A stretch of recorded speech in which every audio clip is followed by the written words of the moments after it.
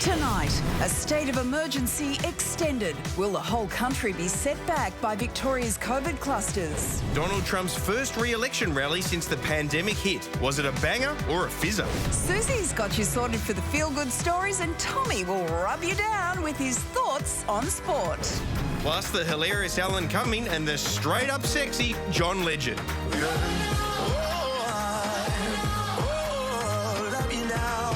This is The Sunday Project.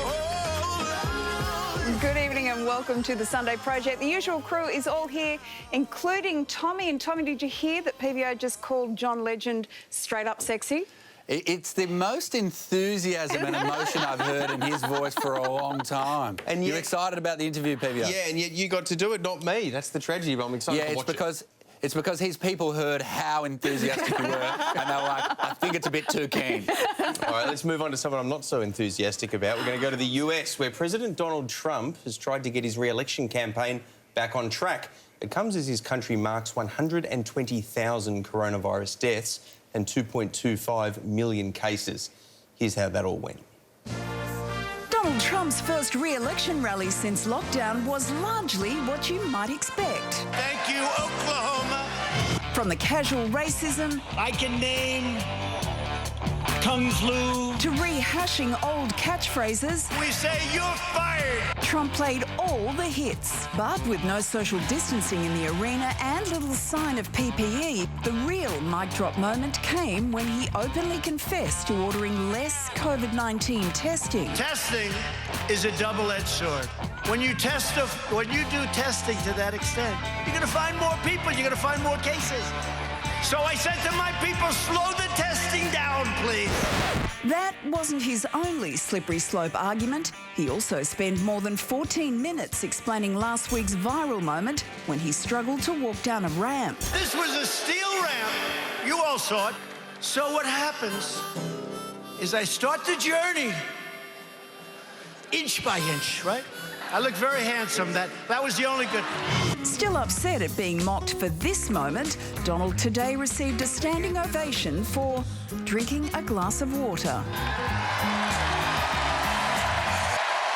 And it wasn't just the glass that was half full. After a week boasting of massive crowd numbers, Trump played to a relatively sparse arena, while workers quickly dismantled the overflow stage they didn't need outside. As you can see, there is almost no one here. But today may have been the pick-me-up the president needed.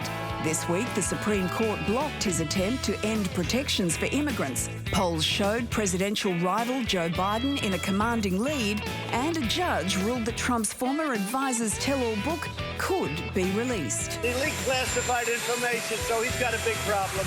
As the November election draws closer, everyone is hoping the same thing. The best is yet to come. US journalist Steve Clemons has been observing Trump from a safe social distance. Steve, a lot of people are making hay over the empty arena. Is it perhaps a sign that Trump's base is diminishing?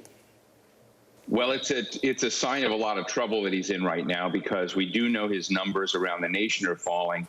But, we've always known that President Trump could throw a really big party and have a massive rally. It's part of his brand, and particularly in Oklahoma.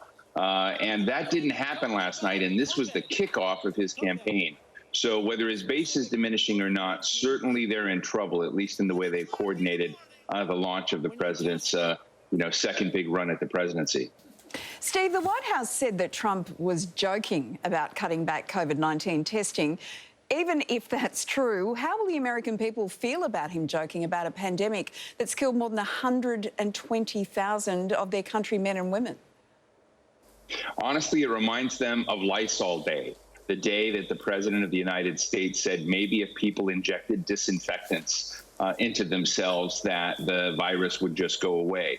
It reminds Americans that the president has no interest in data, in science, and in kind of these significant health issues that have killed more than 122,000 Americans. So it was a disaster for him before, when he talked about these disinfectants. And I think they're going to hear it the same way, that the president is out of touch with the pain and drama of COVID right now in America. Steve, more than 2.2 million Americans are confirmed to have the virus. Unemployment is skyrocketing. So do you think Trump's ability to drink a glass of water is going to lock in this re-election? Well, yeah, I think they're going to begin trying to show him with pictures of running down ramps. Of course, he's talking about his West Point performance and how tough it was and how hot it was and how physically grueling. So they're going to show him running and drinking water. But, you have to look at the fact that he spent more than 5 minutes of that speech yesterday talking about that West Point appearance. He didn't mention George Floyd once. He didn't talk about racial justice once. The country is reeling right now, both from the COVID-19 problems and the wave hitting America, and it's resurging. So the president is for many people out of touch right now. Steve, if you're Joe Biden, what do you do right now? Do you make a bit of noise, or do you just sit back, say nothing and watch Trump implode? Well, you tweet and you stay in your basement, you talk, you keep on message. And Joe Biden did tweet last night. He says when the president said, hey, we're testing too many people, and that he's actually told them to slow down testing. This is another zinger from last night. Joe Biden said, no, we need to speed up testing and do more testing. So Joe Biden is going to put himself out as a profile, as a foil to what Donald Trump is doing. But he's not going to run around the country, and he's not going to call for massive rallies of people. Thanks for your time, Steve. Thank you, folks. Take care now. So apparently there is a bunch of TikTok users and K-pop fans who are claiming that they registered for thousands of the tickets to this rally, and that's why the numbers were so small. So who knows what the truth is, but either way, it's a pretty great prank. Yeah. Did you get that news directly from Donald Trump, Suze? Yeah, I did actually. I did. Yeah, I should have read that, sorry. Hey, guys, from one religious gathering to another, did you ever just, visit a temple and you don't know how to behave? This dog knows what I'm talking about, but luckily for him, I think he nails it. There we go. That's what you do. That's what you do. I am fitting in perfectly. Oh, look at me go. And apparently, if you rub his belly, it's good luck. Oh, haven't we all wanted to do that in public? All right, we'll be back after the break. See you in a sec. Coming up, the staggering record-breaking price an Aussie just paid for Kurt Cobain's old guitar. And Susie serves up a fine selection of the week's feel-good stories. You're watching The Sunday Project.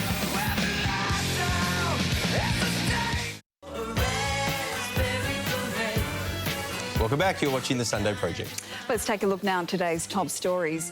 19 new coronavirus cases in Victoria overnight have prompted authorities to extend its state of emergency for another month. 5 straight days of double-digit growth have triggered fears of a second wave, and as restrictions tighten again from tonight, police say they'll crack down on rule breakers. It is still a very serious situation. We have had particularly concerns around family gatherings. If you commit the wrong, you do the wrong thing, you're deliberate, obvious and blatant disregard the Chief Health Officer's directions, you'll be held to account. In response to Victoria's spike, South Australia and Queensland are flagging their borders may stay closed to Victorians for longer. Queensland officially labelling Greater Melbourne a COVID hotspot. Anyone who travels there and returns to Queensland, whether they are Queenslanders or not, whether they are there for an essential purpose or not, will be required to quarantine for 14 days. Meanwhile, Queensland is loosening restrictions on sporting crowds with up to 10,000 fans allowed into stadiums by next weekend. Diplomatic tensions between China and Australia look to be impacting the fate of Australian actor Calm Gillespie. Gillespie's been sentenced to death by a Chinese court on drugs charges, but China's foreign ministry has just taken control of his case. It comes just days after revelations of intensifying Beijing-backed cyber attacks on Australian organisations. And Aussie Peter Friedman has spent nearly $9 million to get his hands on Kurt Cobain's acoustic guitar. It was played in Nirvana's MTV Unplugged performance and has set a new world record for the highest price ever paid for a guitar. Guys, a few other items at the same auction went on sale. Elvis's belt, which he wore over 10 times, has gone for $436,000. Wow. Now, I reckon that belt has earned it because there has been no harder job for an item of clothing than to be the belt on Elvis Presley. I think get Elvis's belt. You know what I'd go for if I was going to get anything from rock and roll history? What? I'd go for Elvis's black leathers from his comeback special in '68. I mean, get a load of that. Yeah, but that would be sweat central. I'm hoping so. Wilco, you absolute sex pest. I love this. Great. Okay. So hot. Thanks, Lisa Wilkinson. Well, hey there, friends. It's time for your weekly reminder that despite the evidence, there are still some pretty cool people doing some pretty remarkable stuff. And for as long as they keep doing it, I'm going to keep talking about it. So get ready to feel good as we take a look around the world. With nearly 1 million followers, you've no doubt seen the sweet, sweet moves and iconic threads of certified legend and my dance idol, Mufasa, aka Cousin Keitha. Now, this energetic enigma is inspiring people from all around the world and from all walks of life to bust a move. When Madison Hallberg was being filmed belting out the US national anthem as part of her uni's virtual graduation, no one could have predicted the magic that was about to unfold.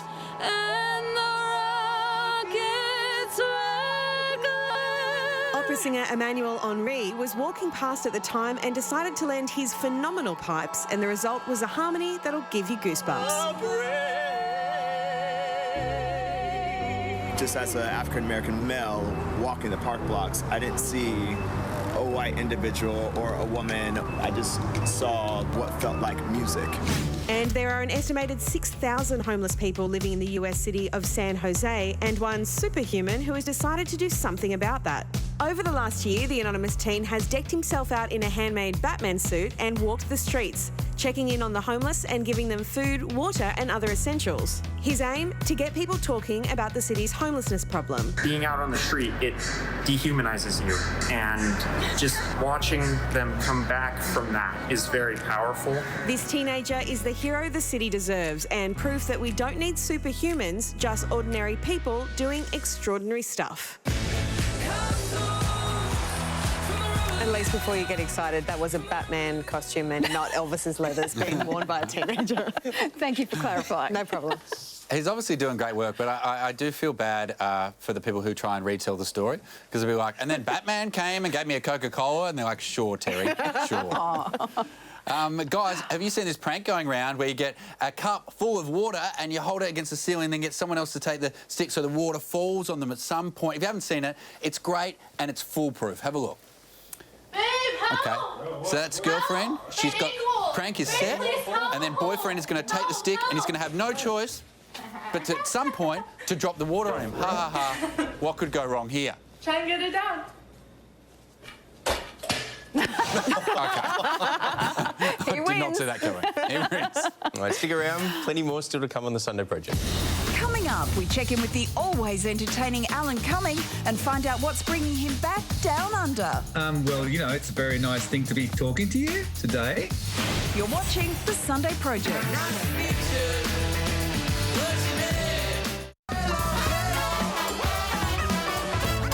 Welcome back to the Sunday Project. Hey guys, Nationals leader Michael McCormack was in Eden Monaro this morning talking about tourism, and he got an interruption, but he was actually pretty excited about it. By any stretch of the imagination, we haven't solved this crisis yet as a population. And I'll just wait maybe till that wonderful car. What is it? Oh, souped up Kingswood. I bet you used to drive a car like that, Trevor. Double barrel. I don't think it was that loud.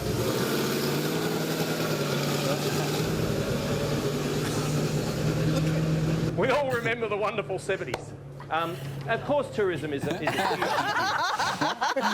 You can really tell his target audience, can't you? We all remember the 70s. No, we don't, mate. Sadly, I do.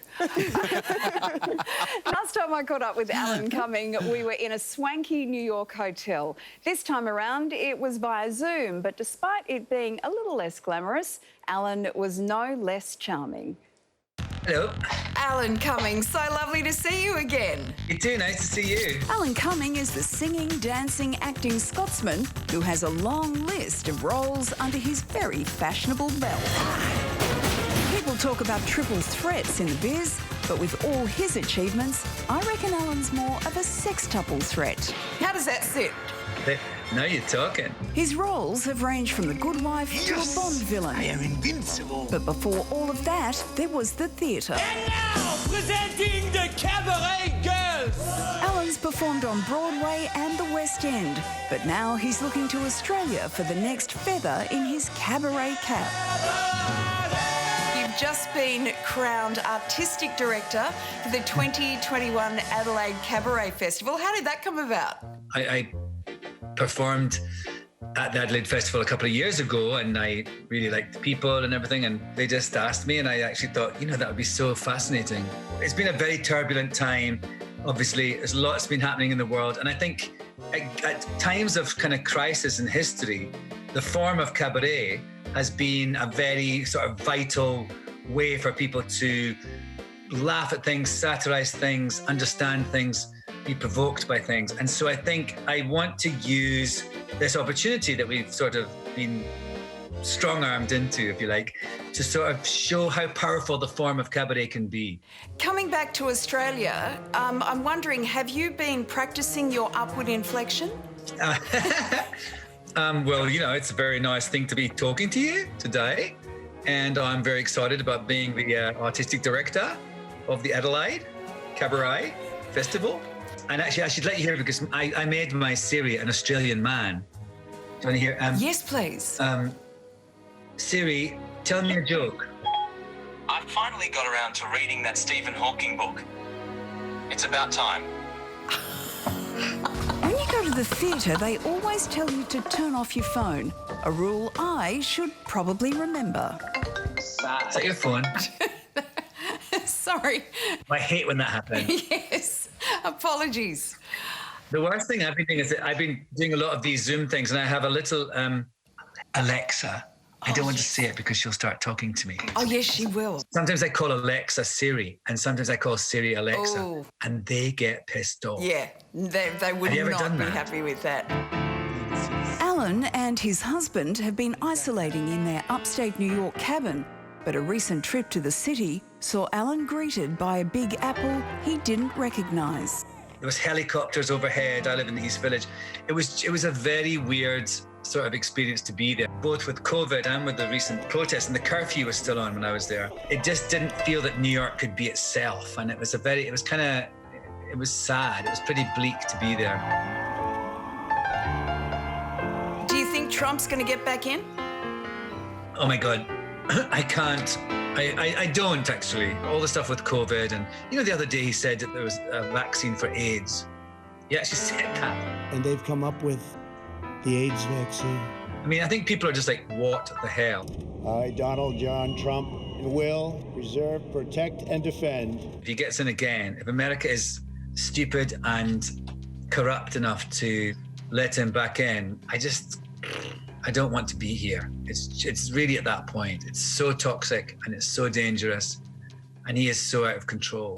While he's not Trump's biggest fan, Alan loves his Aussies, including our very own Hannah Gadsby. You caught up with her recently for your podcast. Isn't she amazing?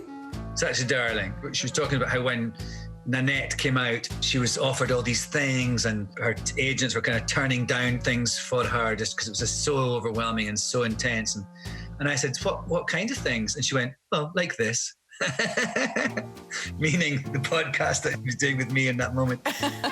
Alan, so lovely to see you again, and we can't wait to have you back in Australia. And the Adelaide Cabaret Festival is going to be a fabulous one in 2021 with you behind the scenes. Lovely to see you. You too. Thanks so much. See you next year.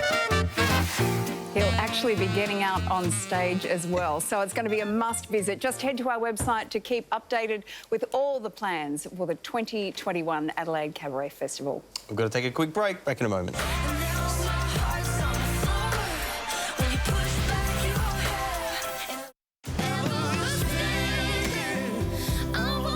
If you've just joined us, this is The Sunday Project. Well, police will be enforcing tougher COVID-19 restrictions in Victoria as the state tries to stave off the dreaded second wave. It's been called a critical moment for the state, but could affect the whole country's road back to normal. Tomorrow, Victorians should have been celebrating the next phase of eased restrictions. Instead, acting on the advice of the Chief Health Officer, I have extended the state of emergency to 11:59 p.m. on the 19th of July 2020. We've had cases of people gathering in large numbers at their home or another family member's home or a close friend's home, even though they had been told to isolate in their own home.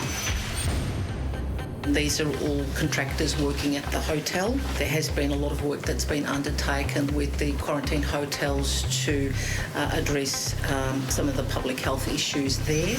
As a result of all this, from midnight tonight, Victoria returns to harsher lockdown measures, reducing the number of visitors allowed in a home from 20 to 5. The maximum size of outside gatherings will shrink from 20 to 10. Plans to reopen gyms, cinemas and tabs will still proceed tomorrow with hard limits of 20 people. A pledge to expand the number of people permitted in pubs and restaurants has been put on hold. No word yet on whether New South Wales will shut itself off from Victoria, but South Australia and Queensland are now considering keeping their borders closed even longer. A sobering reminder of how easily our grip on this pandemic can slip. Well, to unpack this story further, we're catching up with Associate Professor Sanjaya Senanayake from ANU.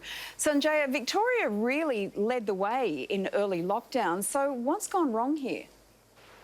More than anything going wrong, I think we all knew that when we started to lift the restrictions, there could be a surge in cases. So that was always on the cards, be it in Sydney, Melbourne, Brisbane or Adelaide, etc. And there has been an approach internationally to this virus recognised as the hammer and the dance. So we talk about the hammer as being hammering down restrictions to get an outbreak under control.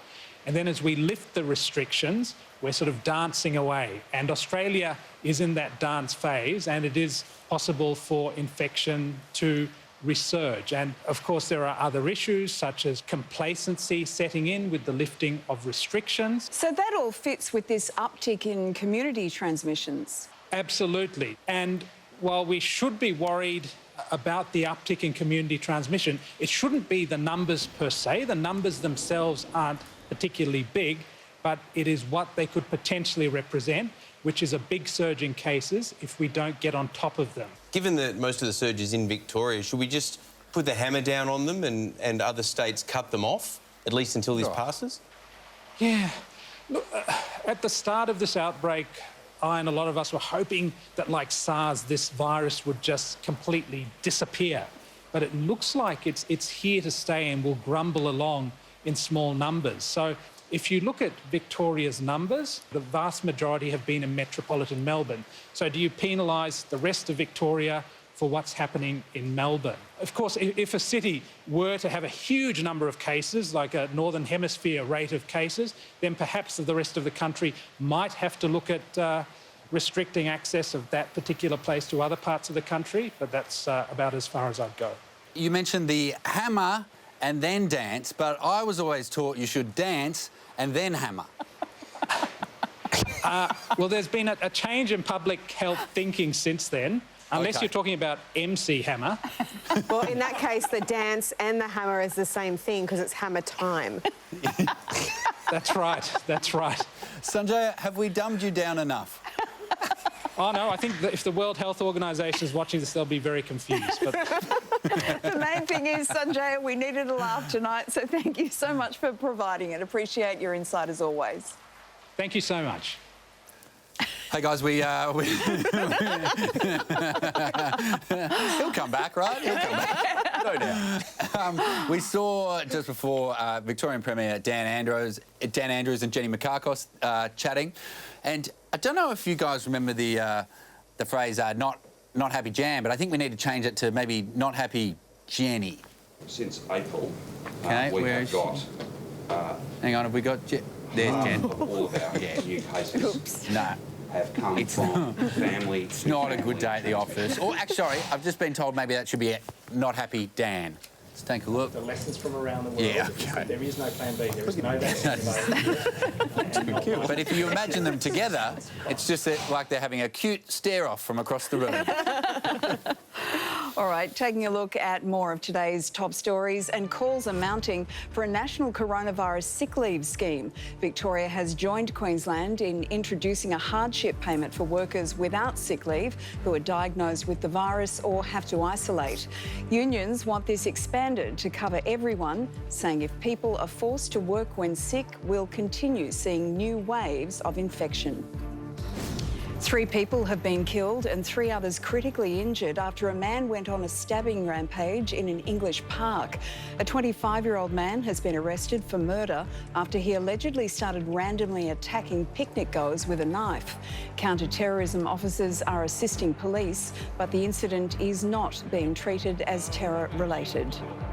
This one lone man darted off the path to the left towards them, stabbed one just once, went around to the next person, stabbed them, went around to the next person and managed to get 3 of them and ran away. US President Donald Trump defied coronavirus health warnings and held his first campaign rally in months. Speaking to a far smaller crowd than expected, Trump hailed attendees as warriors for coming, saying the silent majority is stronger than ever. He also defended his pandemic response. You know, testing is a double-edged sword. When you do testing to that extent, you're going to find more people, you're going to find more cases. So I said to my people, slow the testing down, please. Hours before the rally, campaign organisers revealed 6 event staffers had tested positive to COVID-19. Despite the risk, most rally-goers were unfazed. No intentions on wearing masks. Never had the flu. I get it. I think I'll survive at 99.7% recovery rate. I think it's a hoax. And Destiny's Child fans are in for a treat. The group is said to be in tentative talks about a potential reunion. Beyonce, Kelly and Michelle have always hinted they would reunite after last performing at Coachella 2 years ago. Sources say we could expect the announcement once the COVID pandemic has passed.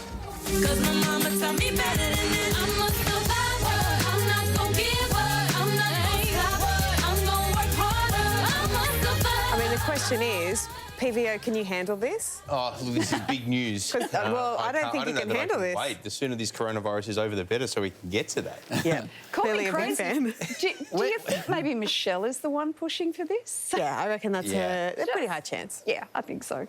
Tom, I'm for it. There was a Michelle? Yeah. That's why Michelle's pushing for it. Okay. Hey, guys, I don't know about you, but I'm ready for some sport. Let's rub. The AFL 2020 season is on a knife edge at the moment, with Bombers defender Connor McKenna testing positive to COVID-19 yesterday. That's Saturday, despite training with the team on Friday. Now, I know it sounds bad, but I don't think the training session was full contact, was it? Okay, there he is. And oh no, that's a fair bit of contact. Yeah. That's actually quite a bit of contact. But at least he wasn't, I don't know, spitting out infected saliva, was he? No. Oh, that's quite a lurgy. Oh, that's. Oh no, he's actually spitting a lot there. But well, that's something. But at least it wasn't, blowing his nose, right? Oh no. Oh no. Oh no, they are absolute snot rockets of death there, guys. Oh, medical experts said today that any close contacts of McKenna, i.e. the whole of Victoria, will need to quarantine for 2 weeks. So the Bombers, they need a fill inside to play next week against Carlton. I think we have a sneak peek of the team here. She's young but enthusiastic. I think they're a chance, guys. AFL CEO Gil McLachlan addressed the media, but I reckon he quickly realised that the whole corona saga was a bit more out of hand than he thought.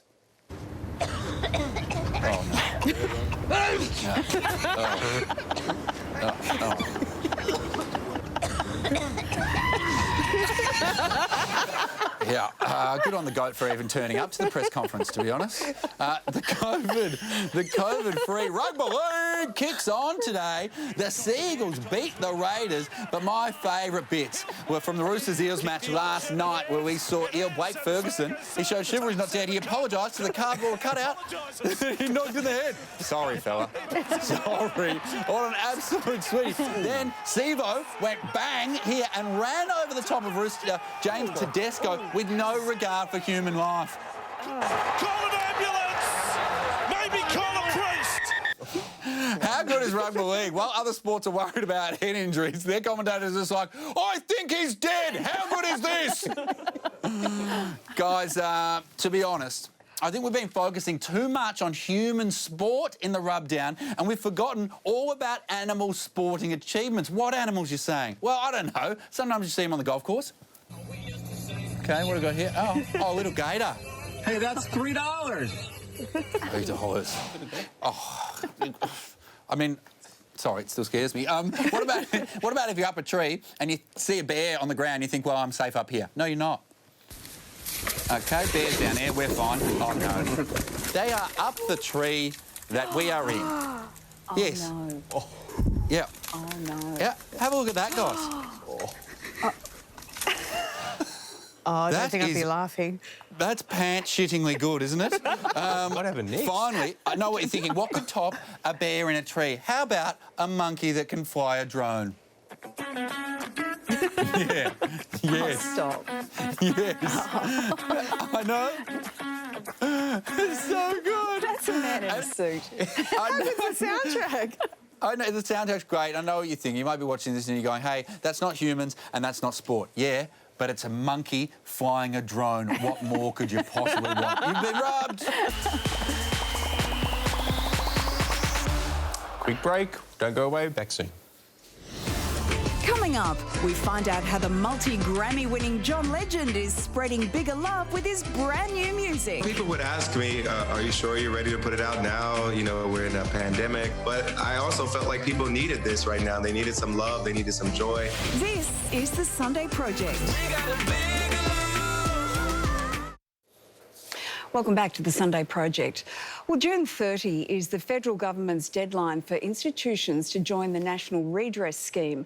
Proposed by the Royal Commission into Child Sexual Abuse, it allows survivors to seek an apology and compensation without going through the courts. Tonight, we can reveal that the scheme has suffered a major rejection from the Jehovah's Witnesses, whose church was heavily criticised in the Commission.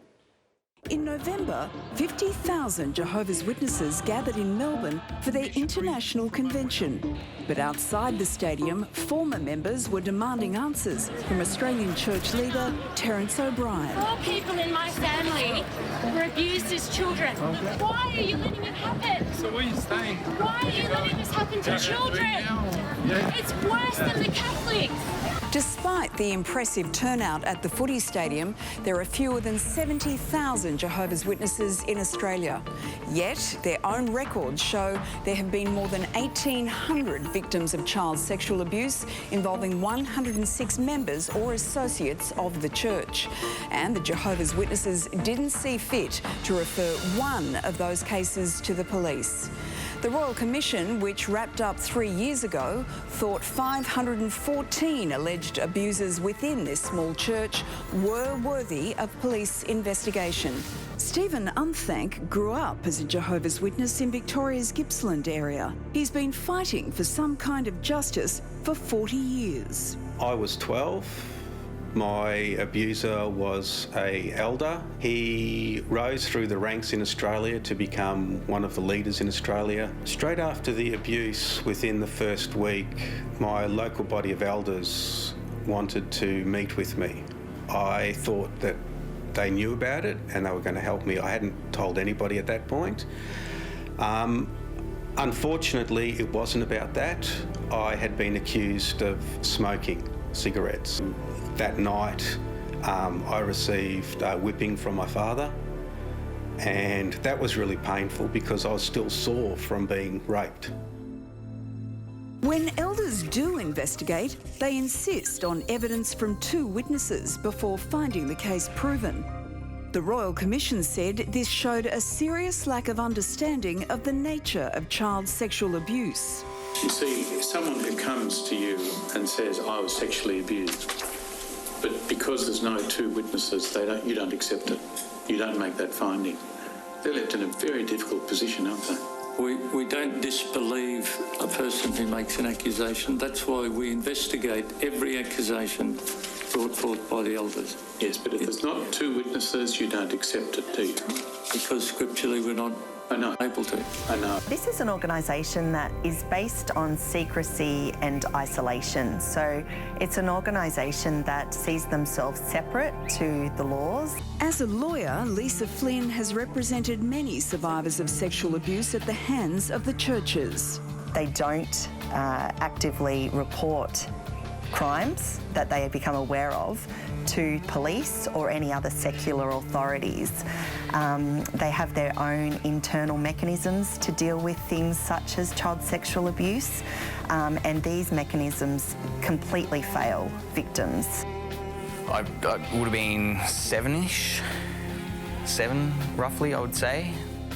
Simon Philpott lives in Yass, not far from Canberra, with his mum Rita. So I went into the bedroom, into Simon's bedroom, and I noticed this boy, this teenager with Simon, in Simon's room with the door shut and the curtains drawn. When the elders became aware of what had happened, 2 of them paid Rita a visit. Remember, my dear sister, gossip is like a pillow with feathers in it. Once you break it open, you can never get all the feathers back in again. There was no real, what can we do to help you and your family with Simon? What can we offer you? There was none of that. It was just, okay, we're going to sort it out. We'll go and talk to the person and you must keep quiet. Do not talk to anyone about this. Instead, Rita went to the police. Well, that made them very unhappy because now they were being spoken to by the police. And I was not supposed to talk to anyone. Not that they ever said don't talk to the police, but just don't tell anybody. They had to get rid of me. They would tell you otherwise, but disfellowshipping is a great way to silence people because if you're disfellowshipped, the faithful brothers and sisters will not talk to you and anything you say will be questioned anyway because you've left Jehovah. He or she can choose to be no longer an active member of the congregation. Understand that? Well, it's a pretty cruel way of dealing with someone, isn't it, who has suffered sexual abuse. I could only repeat what I've said, Your Honour. I know, but it's cruel, isn't it? To take away, by reason of the rules that you impose, all of their social structure. That's cruel. Last year, the Prime Minister directly addressed the institutions who had not joined the National Redress Scheme. All they're doing in not joining this is doubling down on the crimes and doubling down on the hurt. And so to them I say, who have not joined, join. Do the decent thing. Do the right thing. Do the honourable thing.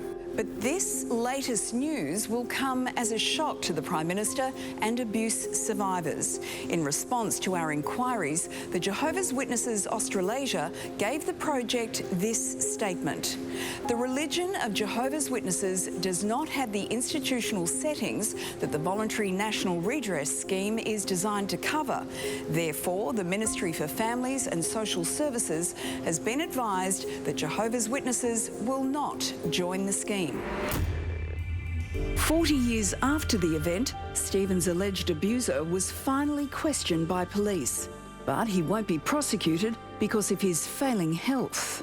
And I understand he's in his 90s, he's frail, and the law on those matters might not be fair, but I also understand his health conditions and I have to accept that. So far, the Jehovah's Witnesses have concentrated on toughing it out. Why are you doing this to the children? 1,006 perpetrators under your watch. You're the leader. Well, really, I would just appreciate an apology and admitting to sexual abuse in the church. Personally, it would help me with closure on decades of my life. For other people, a lot of people just want to be recognised. They want them to recognise that something bad happened. They want them to say sorry. Maybe remember that next time one of them knocks on your door. The cruelty of it all is breathtaking. And believe it or not, there are hundreds of groups who are still yet to sign up to the redress scheme. The federal, state and territory governments are threatening to remove the charitable status of these groups if they don't make the right moves to sign by June 30. Now, there's a full statement from the Jehovah's Witnesses on our website. Back with more Sunday Project in a moment.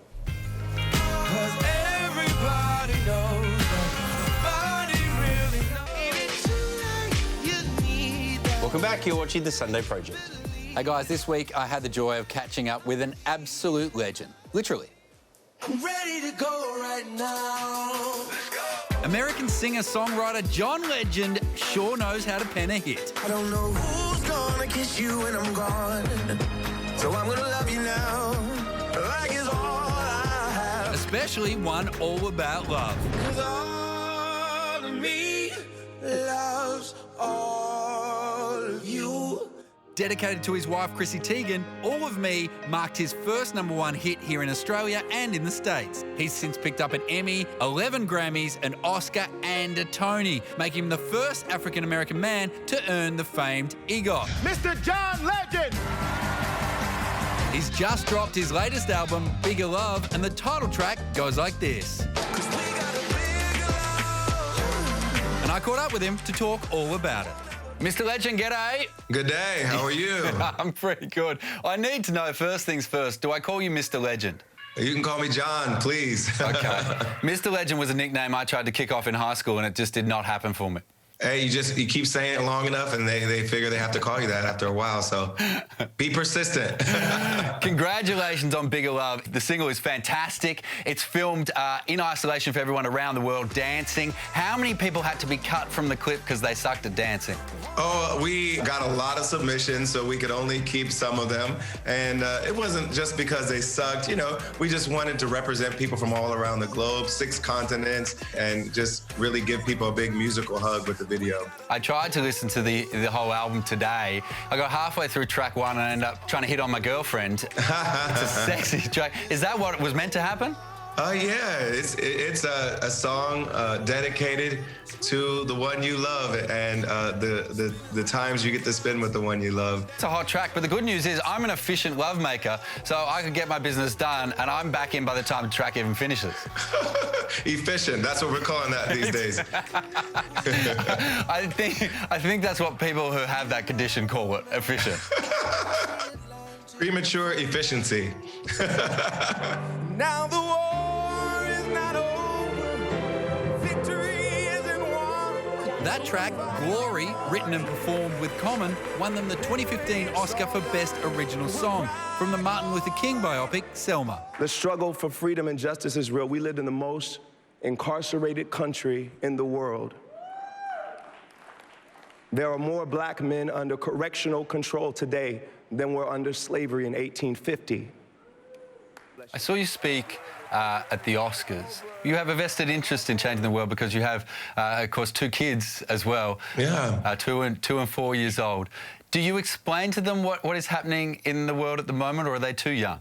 They're too young right now, but eventually, we'll have to talk with them about what's going on in this country, what it means to be who they are. Their mother is Asian American, I'm African American, and that gives them a heritage that we want to explain to them and explain what that means in the context of being in the United States and being citizens of the world, but also not squash their hope and squash their optimism and give them the belief that they can do anything that they want to do. How did you go with the kids in isolation over there? Did it drive you up the wall like parents all around the globe? They have their moments, but they've been really good and they love being home with us, so they're having a blast. You wrote the album before the pandemic hit, and obviously since then, there's been so much that's been happening around our globe. Was there any temptation to not release it, to change it, to do any of those things? People would ask me, are you sure you're ready to put it out now? We're in a pandemic, and most recently in the U.S., we had folks protesting in the streets. And so, there are certainly reasons why one could say, and maybe I should hold off, but He's just beautiful. It's unfair that someone's that talented, don't you think? Yeah. Yeah, I feel sorry for Chrissy Teigen. Oh, bless her. Imagine being I don't know married to how. that. Yeah. I mean, she's a trooper. And apparently he's not an efficient lover, so there you go. Great interview, Tommy. Yeah, well done, Tommy. All right, that is all we have time for. MasterChef is up next. It's going to be a great episode. Stay safe and have a good night. We'll see you next week.